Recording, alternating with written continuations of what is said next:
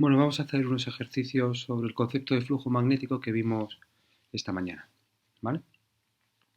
Bueno, ahí lo tenéis. El flujo magnético está relacionado con las líneas de campo que atraviesan una determinada superficie, ¿vale? Entonces lo definimos como el flujo magnético de una inducción magnética, de un campo magnético a través de una superficie S, es proporcional a las líneas de campo magnético que atraviesan dicha superficie, ¿vale? Esa es la expresión general. Si nosotros estamos en un caso más sencillo, ¿de acuerdo? Y es que mi campo, ¿vale?, es uniforme y que la superficie considerada es plana, el cálculo se simplifica bastante, ¿de acuerdo? De tal manera que el flujo magnético es el producto escalar de los vectores campo y superficie, y eso, como ya sabemos, es igual al producto de sus módulos por el coseno del ángulo que forman dichos vectores, ¿vale? Este es el ángulo que forman el vector campo y el vector superficie. E importante, son los vectores, no la superficie en sí, ¿vale? Recordad, por otro lado, que cuando tú tienes una superficie, cualquiera, el vector superficie es perpendicular a ella. Nosotros siempre hemos tomado el sentido positivo para este vector. De tal manera que si yo tengo distintas superficies, el vector siempre será perpendicular a la misma y en el sentido positivo. ¿De acuerdo? Esto es muy importante tenerlo en cuenta para el cálculo. Unidad Weber. ¿De acuerdo? Que también lo puedo expresar en función de sus magnitudes. Dado que el campo va en Tesla y la superficie en metros, puedo decir Tesla por metro cuadrado. Pero lo correcto es comentarlo como Weber. ¿De acuerdo? Bien. Pues vamos a ver el primer ejercicio. Me dice una región del espacio hay un campo magnético uniforme de 5 teslas. Calcula el flujo magnético a través de un cuadrado de lado 1 metro dispuesto de esta forma, ¿no? En primer lugar perpendicular al campo y en segundo formando un ángulo de 45. Bien, vamos a ver que los datos que tengo es que el campo es de 5 tesla y me dicen que tengo una espira cuadrada de lado 1 metro. ¿Vale? De aquí es importante saber que la superficie es el lado al cuadrado, así que será 1 metro al cuadrado. ¿De acuerdo? Entonces, vamos al primer caso. Me dicen que ese cuadrado es perpendicular a el campo. Por lo tanto, si el campo va en esta dirección, ¿vale? Y el campo y la superficie es perpendicular, ¿de acuerdo?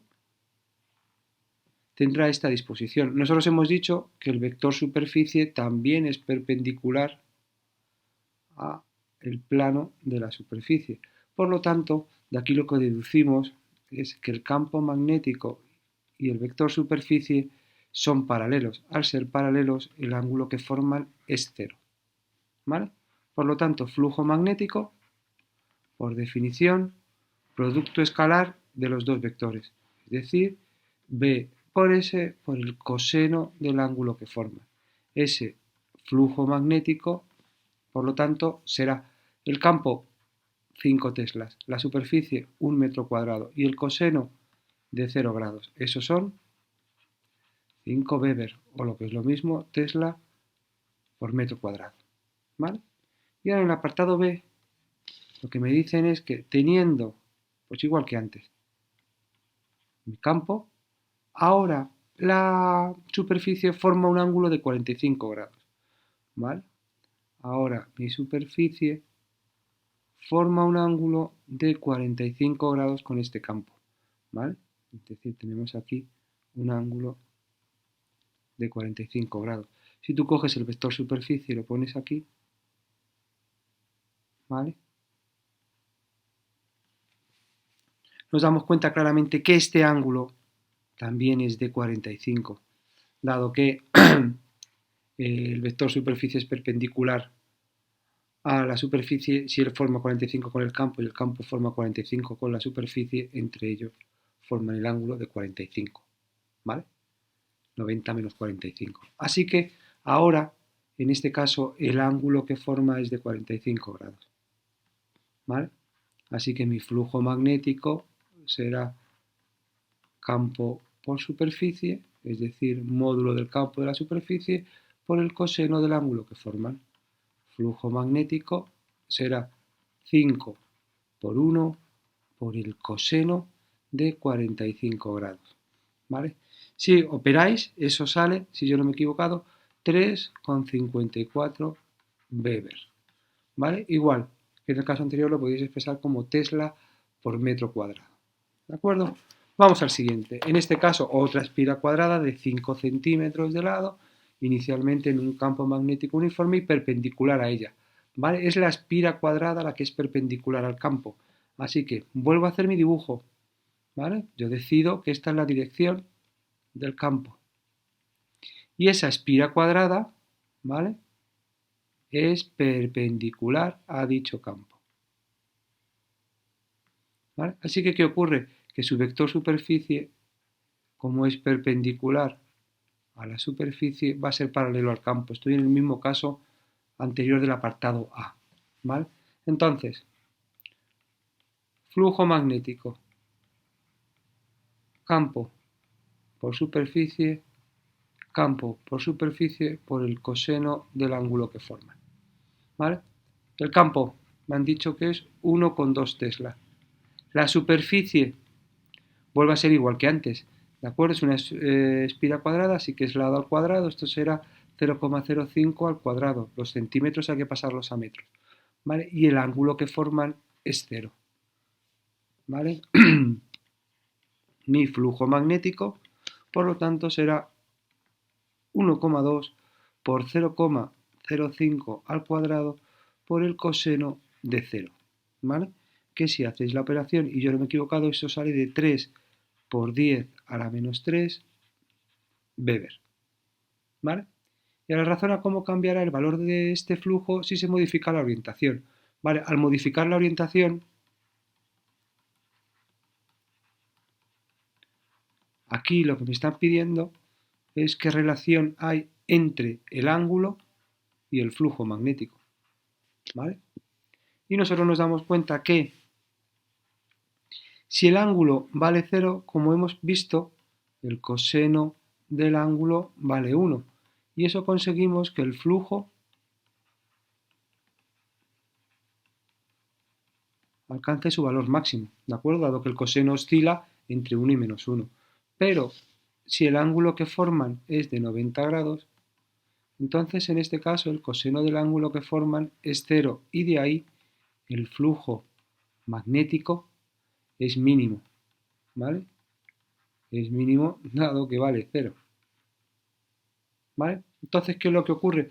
Nosotros pasamos de tener una espira perpendicular al campo con un flujo máximo y según este ángulo va aumentando, ¿de acuerdo?, hasta que se pone paralelo. En el momento en que se ponga paralelo, ¿vale?, si nosotros nos damos cuenta, yo tengo mi campo aquí y mi espira que he puesto paralela a ese campo,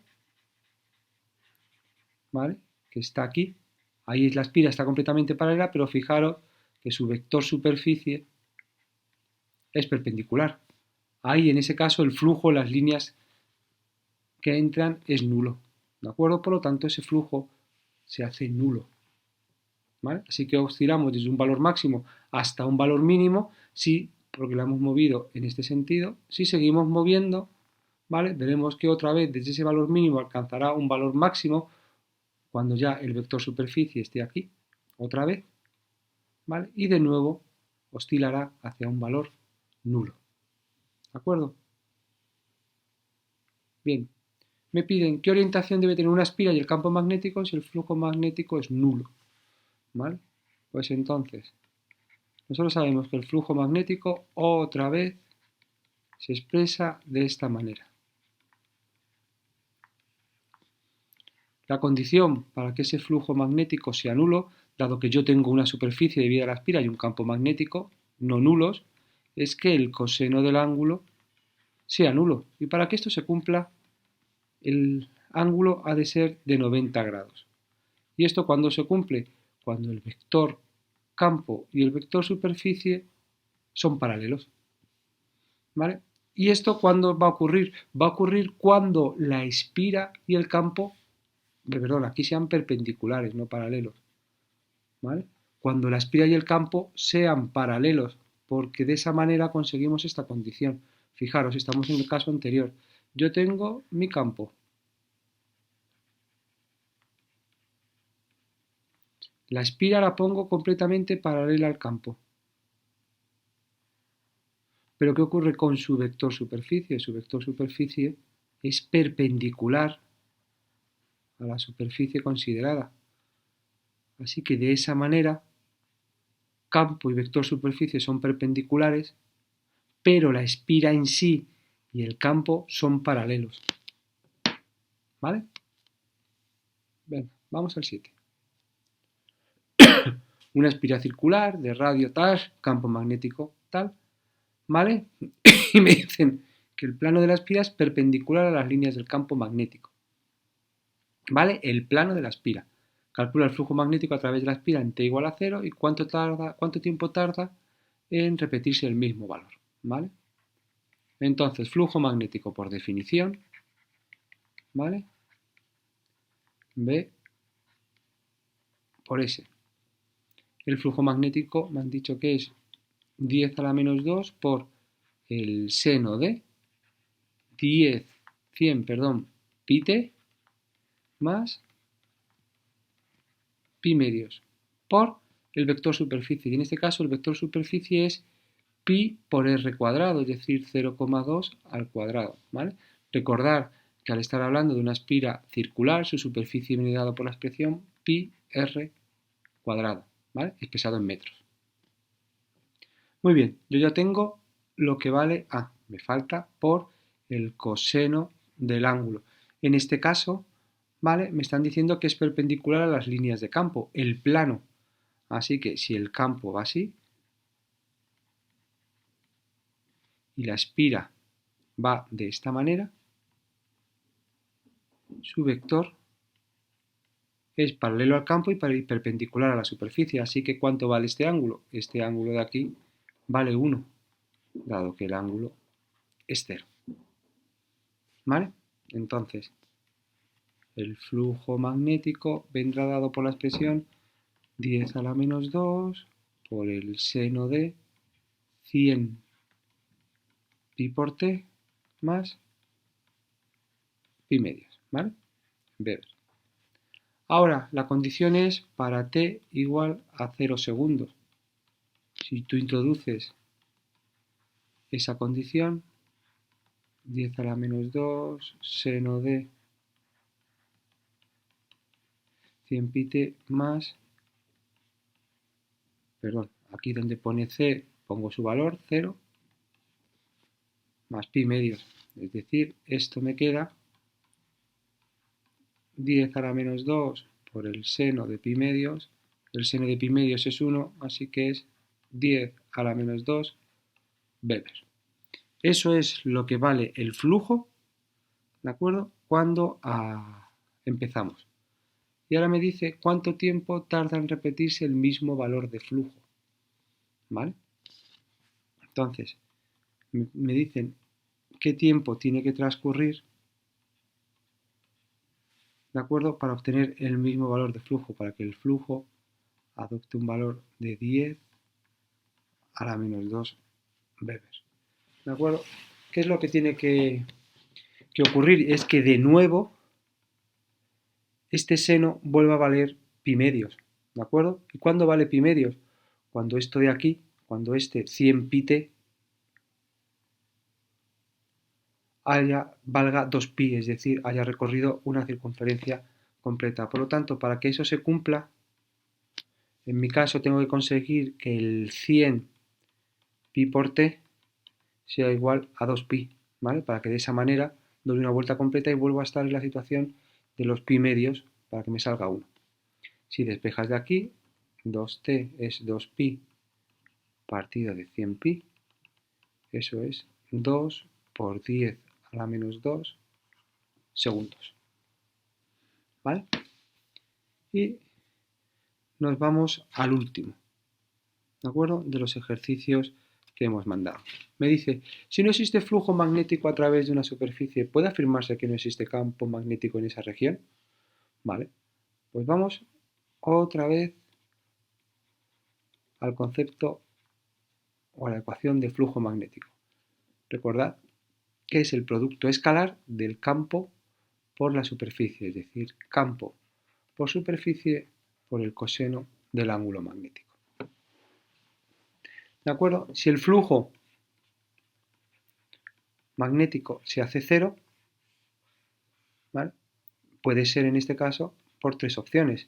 O bien que el campo sea cero, o bien que la superficie sea nula, o bien que el coseno del ángulo que forman esos dos vectores sea nulo.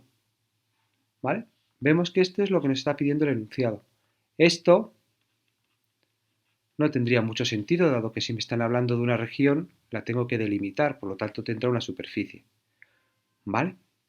Pero fijaros que aquí también se me cumple esta condición.